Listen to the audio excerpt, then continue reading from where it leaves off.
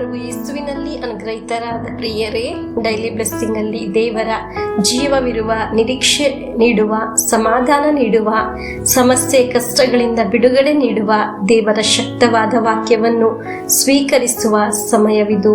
ಪ್ರಿಯರೇ, ದಾರಿಯು ಶಕ್ತಿಯು ಜೀವವಾಗಿರುವ ಯೇಸು ಸ್ವಾಮಿ ಒಬ್ಬರಿಗೆ ಲಭಿಸಿದರೆ, ಆ ದೇವರ ವಾಕ್ಯ ಒಬ್ಬರಿಗೆ ಲಭಿಸಿದರೆ, ಆ ವ್ಯಕ್ತಿಯ ಜೀವನ ಮುಂದೆ ಇರುವ ಜೀವನ ಒಂದು ತಿರುವಿಗೆ ಕಾರಣವಾಗುತ್ತದೆ ಎಂಬ ಒಂದು ಒಳ್ಳೆಯ ಜ್ಞಾನ ಅನುಭವ ನಮಗಿದೆ.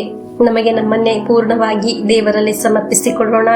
ಈ ತಿಂಗಳು ಪ್ರತ್ಯೇಕ ಪ್ರಾರ್ಥನೆಯಾಗಿದೆ ವಿವಾಹಪ್ರಾಯವಾಗಿ ವಿವಾಹ ನಡೆಯದೇ ಇರುವವರಿಗೆ.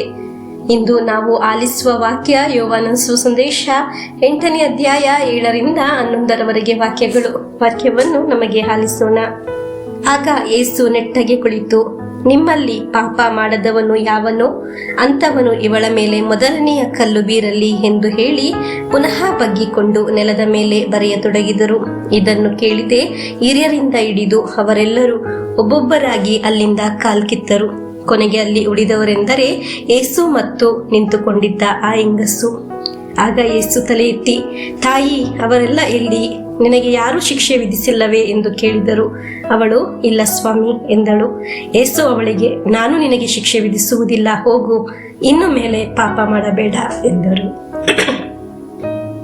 ಪ್ರಿಯರೇ, ವ್ಯಭಿಚಾರದಲ್ಲಿ ಸಿಕ್ಕಿ ಬಿದ್ದ ಮಹಿಳೆಯನ್ನು ಜನರು ಕಲ್ಲಿನಿಂದ ಹೊಡೆದು ಸಾಯಿಸಬೇಕೆಂದು ಓಡಿಸಿಕೊಂಡು ಬಂದಾಗ ಆ ಮಹಿಳೆ ಬಂದು ಸೇರಿದ್ದು ಯೇಸುವಿನ ಮುಂದೆಯಾಗಿದೆ.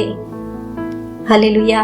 ನಿಮ್ಮಲ್ಲಿ ಪಾಪ ಮಾಡದವನು ಕಲ್ಲನ್ನು ಬೀರಲಿ ಎಂದು ವಾಕ್ಯದಲ್ಲಿ ನಾವು ಆಲಿಸಿದ್ದೆವು. ಪ್ರಿಯರೇ, ನಮ್ಮ ಸುತ್ತ ಅನೇಕ ಕಷ್ಟಗಳು, ರೋಗಗಳು ನಮ್ಮನ್ನು ಕೊಲ್ಲುವ ವಿಧದಲ್ಲಿ ನಮ್ಮ ಹಿಂದೆ ಓಡಿಸಿಕೊಂಡು ಬರುತ್ತದೆ.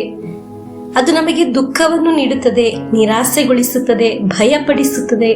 ಒಂದರ ಮೇಲೊಂದು ಸಮಸ್ಯೆಗಳು ಬರುತ್ತಲೇ ಇರುತ್ತದೆ. ಯಾವಾಗ ಆಗಿದೆ ಆ ಅವಸ್ಥೆಯಲ್ಲಿ ನಾವು ಯೇಸು ಸ್ವಾಮಿಯ ಮುಂದೆ ನಿಲ್ಲುವುದು, ಆವಾಗ ಇಂದ ನಮ್ಮ ಜೀವನದಲ್ಲಿ ಇರುವ ಸಮಸ್ಯೆಗಳು ಒಂದೊಂದಾಗಿ ಬಿಟ್ಟು ಹೋಗುತ್ತದೆ. ದೇವರ ವಾಕ್ಯ ಆಲಿಸುವ, ದೇವರ ಸನ್ನಿಧಿ ನಿಲ್ಲುವ ಈ ಸಮಯ ನಮಗೆ ಪ್ರಾರ್ಥಿಸೋಣ. ಪ್ರಭುವೇ, ನನ್ನ ಸಮಸ್ಯೆ ಒಂದೊಂದಾಗಿ ಬಿಡುಗಡೆ ನೀಡಿರಿ, ನನ್ನ ಮೇಲೆ ಕರುಣೆಯಾಗಿರಿ. ಪ್ರಿಯರೇ, ನಮಗೆ ವಿಶ್ವಾಸಿಸೋಣ. ನನ್ನ ರೋಗ, ನನ್ನ ಸಾಲ, ನನ್ನ ಸಮಸ್ಯೆ, ನನ್ನ ಕಷ್ಟ, ನನ್ನ ನೋವು ಎಲ್ಲವೂ ಸಹ ನನ್ನಿಂದ ಒಂದೊಂದಾಗಿ ಓಡಿ ಹೋಗುತ್ತದೆ.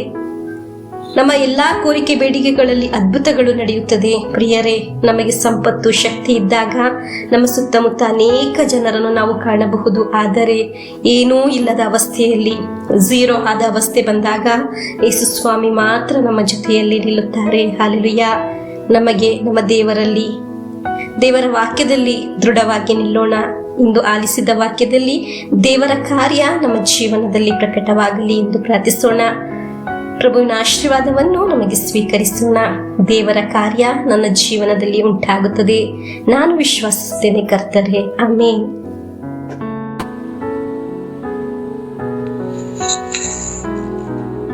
ನಮ್ಮ ಪ್ರಭು ಯೇಸು ಕ್ರಿಸ್ತರ ವರಪ್ರಸಾದವು, ದೇವರ ಪ್ರೀತಿಯು, ಪವಿತ್ರಾತ್ಮರ ಅನ್ಯೋನ್ಯತೆಯು ನಿಮ್ಮೊಡನ ಇರಲಿ.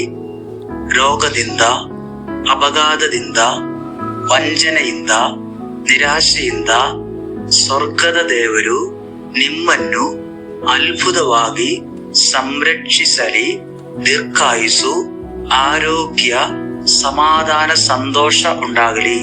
ಪಿತನ, ಸುತನ, ಪವಿತ್ರಾತ್ಮರ ನಾಮದಲ್ಲಿ ಆಮೆನ್.